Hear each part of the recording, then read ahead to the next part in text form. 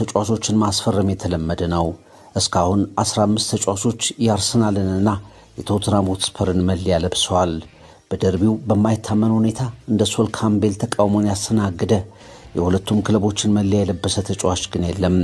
ሶል ካምቤል ስፐርስን ለ9 ዓመታት አገልግሏል። 4 ዓመት በካፕቴንነት ቶተንሃምን የመራም ተጫዋች ነው። ቶተንሃሞች ይሁዳ በሚል ቅጽል ስም ደርቢው በመጣ ቁጥር የጠሩት ሶል ካምቤል በ2003-2004 ኢንቨንሲብልስ ሳይሸነፉ ዋንጫውን ባነሱበት ዓመት በነበረው ደርቢ ላይ የገጠመው ተቃውሞ አስፈሪ ነበር። በ2003-2004 ካምቤል ወደ ስፐርስ ሜዳ ተመለሰ። በዚያ ጨዋታ አርሰናል ሽንፈትን አስወግዶ 3ኛ የፕሪሚየር ሊግ ዋንጫውን ያነሳል። ፓትሪክ ቪዬራ፣ ሮበርት ፔሬዝ በመጀመሪያው አጋማሽ 2 ጎሎችን አስቆጠሩ። ቶተንሃም ከረፍት መልስ ተፋለመ። ጂሚ ሬድናፕና ሮቢ ኪን ስፐርስን አቻ አደረጉት። አርሰናል 1 ነጥብ ብቻ ማግኘት ዋንጫውን በስፐርስ ሜዳ